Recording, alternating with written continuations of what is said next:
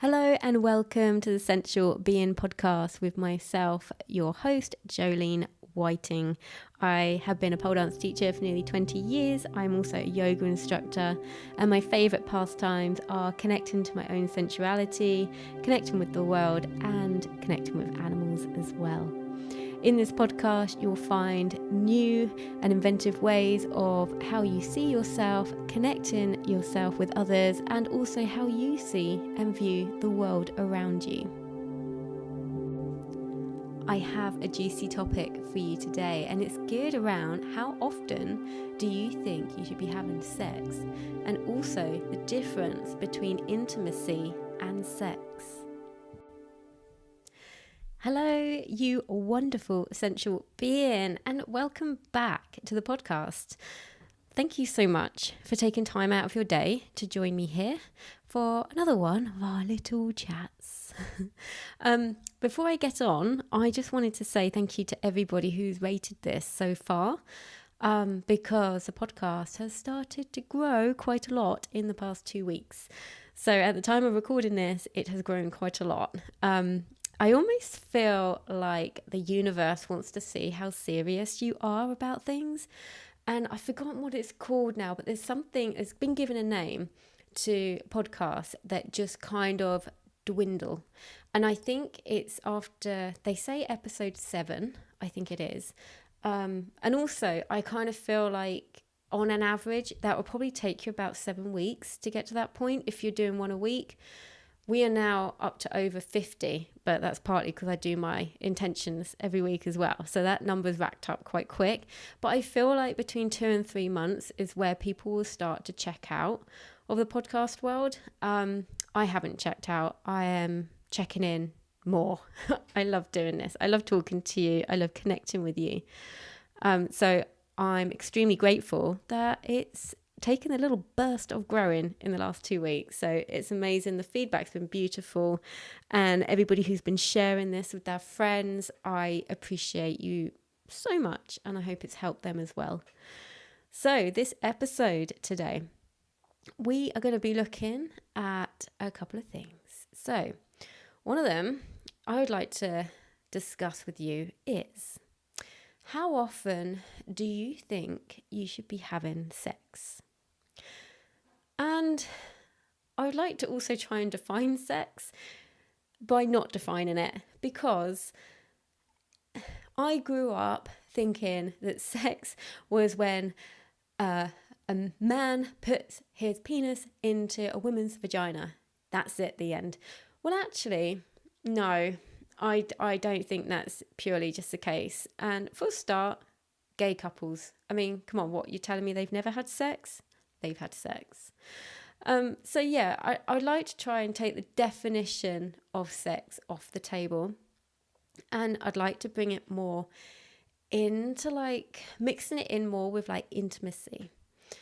So you can have sex with no intimacy, and you can have intimacy without having sex.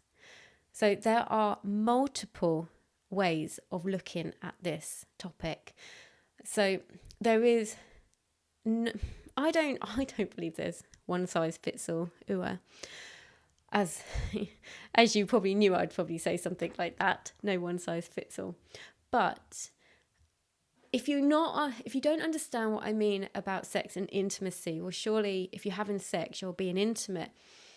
No, in my little head, no, I don't think so. So, for example, an example for you. So, if a prostitute is having sex, it's always a cliche thing that they're like, oh, I don't kiss on the mouth.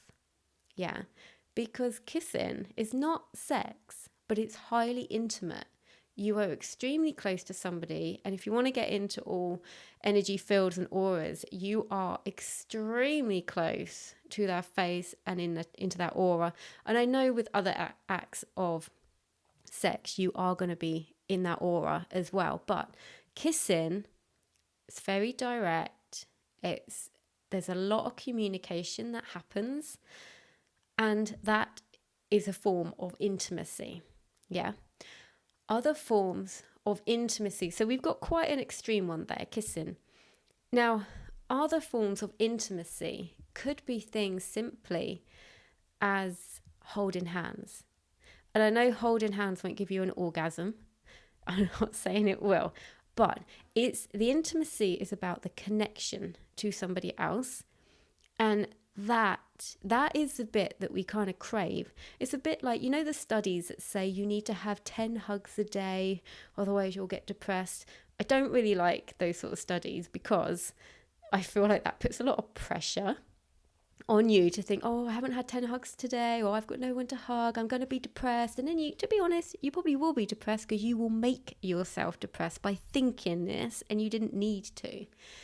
But the thing with that study is it's the connection, it's the intimacy, it's the closeness. And I'm sure you've hugged people before. I'd like to think you have. Most humans have. But I want you to think about how close you get to somebody and how long you hug them for. Like, have you ever hugged, like, one of those hugs that goes on but slightly too long, and suddenly the world changes, everything goes quiet, you connect, and you suddenly have a moment. You haven't had sex, but that's intimacy. It's close. And hopefully it didn't make you feel uncomfortable. It does depend on who you're hugging.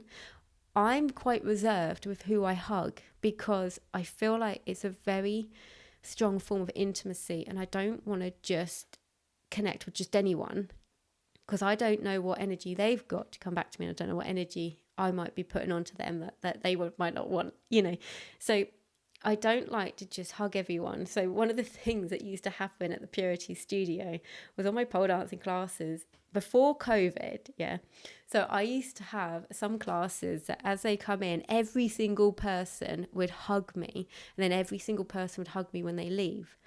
And some classes were like that. And I remember one class was like that, and there was one student who never hugged, and that was fine because it was choice, but it made it seem really odd.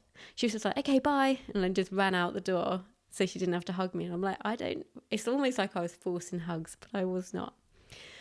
But it's like a compulsory hug thing, and I wasn't too keen on it because it was this exchange of energy when people didn't necessarily want to, they just felt like they had to do it. And it's like it became a habit.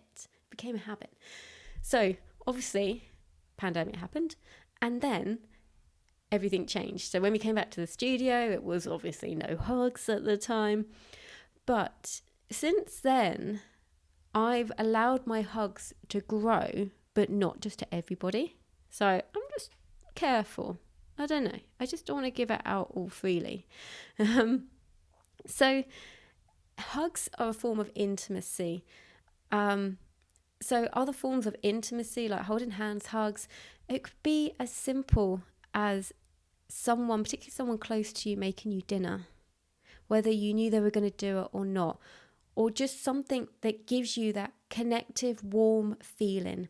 That's intimacy. So if you're having sex and then you're looking at each other in the eyes and you're kissing, that's sex with intimacy, But you can have sex without the intimacy. So if you're doing doggy style, you ain't even looking at each other.